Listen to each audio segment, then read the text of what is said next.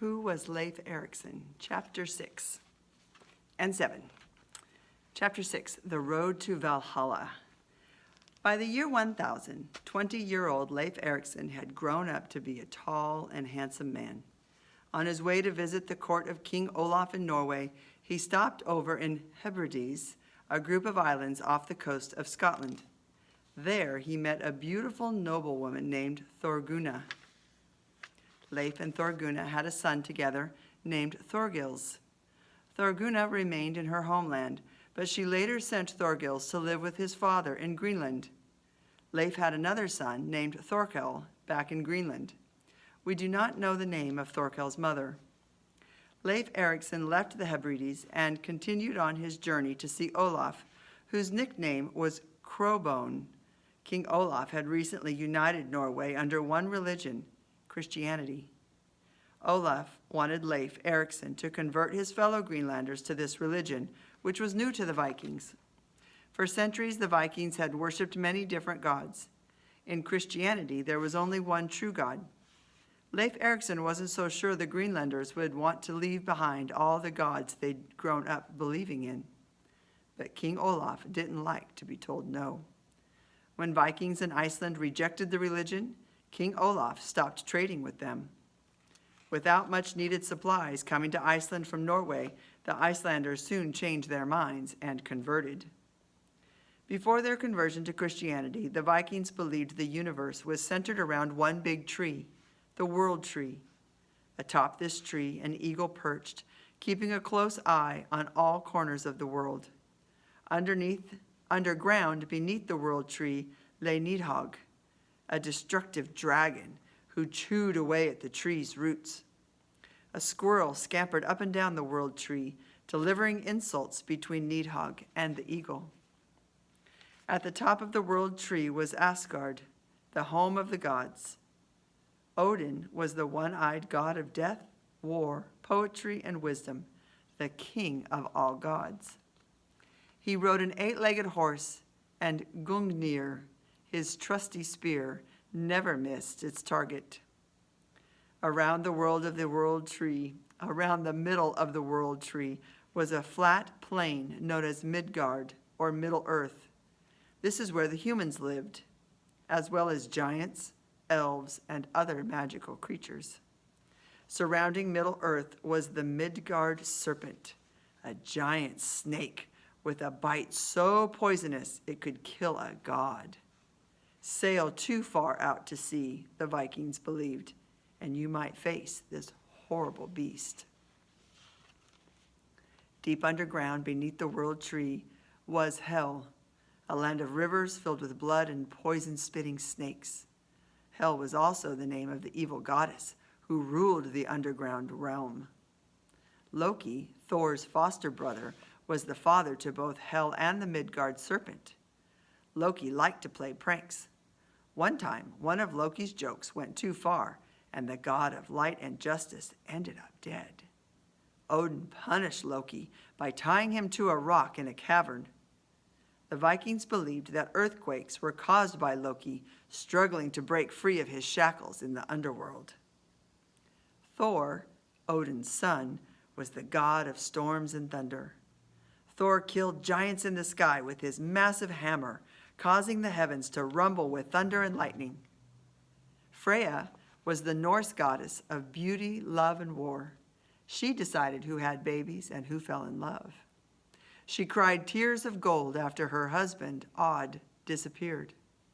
Her brother, Frey, was the god of good weather and good harvests. Up in Asgard, all the gods had their own homes. Odin had 3 palaces. Valhalla was the one where Viking warriors who died bravely in battle would go in the afterlife. After a battle, Odin's warrior angels, called the Valkyries, fetched the souls of their best fighters and flew them up to Valhalla on horseback. There the warriors feasted in a great hall so large you couldn't see from one end to the other. A rooftop of shields was propped up by strong spears. At the end of each nightly feast, the warriors went to sleep on benches covered in straw. Every morning they ran out to a battlefield where they could fight one another to the death. They were training for the battle at Ragnarok, the end of the world, the ultimate battle between good and evil. Each night after battle, the warriors were called in to feast. They picked up their chopped off body parts, put themselves back together, returned to the great hall, and did it all over again. Fight, feast, repeat. This was the Vikings' idea of heaven. Going berserk. The legendary berserkers, or berserkir, Norse for bear shirt, were a cult of fierce Viking warriors known to be absolutely vicious in battle.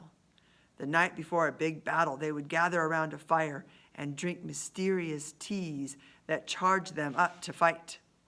They wore the skins of wolves and bears into battle. They believed the spirits of these fearsome animals possessed them, along with the spirit of their god, Odin. When it was time to fight, these berserkers became wild with rage, biting chunks out of their wooden shields as they charged into battle. The berserkers were fearless fighters. They believed that if they died bravely in battle, they would be taken to Valhalla. In real life, Vikings were devoted to their gods and the stories they believed about them. It's no wonder that Viking boys like Leif Erikson were raised to be so fearless. Theirs was a world of harsh realities, where you had to fight to survive. To live a glorious afterlife in the great halls of Valhalla, you must live your life on earth as a dedicated warrior. But Leif knew what he had to do for the Vikings of Greenland. He became a Christian. He promised King Olaf that when he returned home, he would spread the word of God among his fellow Greenlanders by bringing Christian missionaries with him. King Olaf was pleased. Though many Vikings had already abandoned their Old Norse gods, one Viking did not give up his old beliefs. Eric the Red, the sagas say, became greatly annoyed when Leif's mother became a Christian.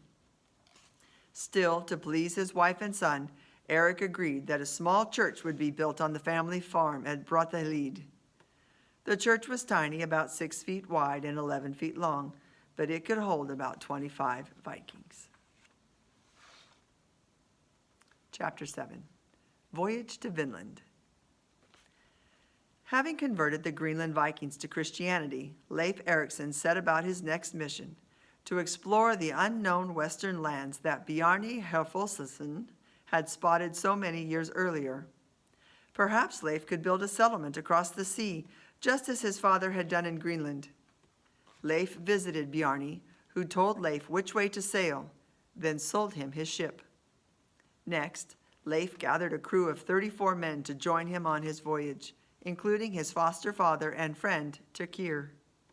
Leif also asked his father, Eric, to lead the expedition. Now about 50 years old, Eric the Red was much older than he had been when founding the Viking settlements on Greenland, but Eric agreed to join anyway.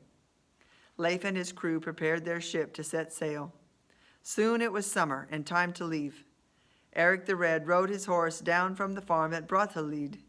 Along the way, the horse stumbled, and Eric was badly injured. "This is as far as we go together," Eric told his son. Leif would have to lead the historic expedition himself. Leif and his crew sailed down the fjord and out into the open sea. Following Bjarni's directions, they traveled up Greenland's coast before making a sharp turn west into the open sea. After several days, they spotted land. Leif anchored the ship. He and some crew members rowed to shore on a small boat. The land was bleak and without much life at all. Pounding waves crashed into tall seaside cliffs. Leif found no grass, only rock and ice. It was unsuitable land for a settlement. Leif named the place Helluland, meaning land of flat stones. Today it is known as Canada's Baffin Island. Leif Erikson had reached North America. The men sailed south from Helluland. A few days later, they spotted a land of thick woods and white sand. Once again, they dropped anchor and went ashore to explore. The Vikings were amazed by the area's huge beaches, up to 200 feet wide. and dense seaside forests. Leif named this place Markland, meaning woodland. Still, Leif found little grass. It was not a good spot to raise livestock. Leif and his men rowed back to their ship and sailed on. A few days later, Leif spotted a strait, a waterway between two pieces of land. He turned the ship into the strait, then landed their boat on a small island just north of modern-day Newfoundland. Here at last, Leif saw fields of thick grass, heavy with dew. Leif and his men got down on the ground and drank the water droplets from the grass. After so long on a boat, the fresh water tasted sweet to everyone. But the island was too small for a settlement, so Leif continued on his way. Soon, Leif steered the ship into a river that emptied into the bay. It led directly to a clear lake full of fish. The surrounding area was lush and green and full of life. The weather was warm, and this far south, farther south than Leif had ever been, the days lasted longer than they did in Greenland. Leif decided to spend the winter in this wonderful new place. They cut down trees and built a lumber yard. Houses were constructed using thick slabs of turf, a mat of soil, grass, and plant roots. A dock was built so Leif and his men could make repairs to their ship. Every day, Leif sent half his crew to go out exploring. Leif's orders were to return to camp before nightfall. One night, Tyrkir didn't come back. Fearing the worst, Leif gathered a dozen men to go out searching for his foster father. They didn't get far before they ran into Tyrkir, who was running toward them. He was excited. "I have a real novelty to report," he told Leif. "I have found vines and grapes." Grapes could be made into wine, and no grapes grew back in Greenland. Leif was very pleased with Tyrkir's discovery. He named the region Vinland, meaning wineland. All winter long, Leif and his men collected grapes and chopped down trees. There was little lumber back home, and certainly no grapes. Best of all, no snow fell all season long. The next spring, they loaded their ship and set sail back to Greenland. Along the way, Leif spotted a chain of rocks called a reef poking out of the water. As he sailed closer, he noticed a group of 15 men standing on the rocks, shouting and waving. Their ship had struck the reef and sunk. They were stranded. Leif welcomed them aboard the ship. From that day forward, Leif Erikson became known as Leif the Lucky. Soon after Leif returned home to Greenland, Eric the Red died. Leif became the new chieftain of his people. From the family farm at Brattahlid, he ruled Greenland with his sons, Thorgils and Thorkel, by his side. Leif Erikson was chieftain of Greenland for more than 20 years. He continued to preach Christianity to his people. Under Leif's rule, the colony grew and prospered. Leif never returned to Vinland. Around the year 1025, nobody knows precisely how or when, Leif Erikson died. His son Thorkel ruled Greenland after his death, but Leif Erikson's brave and adventurous legacy lived on.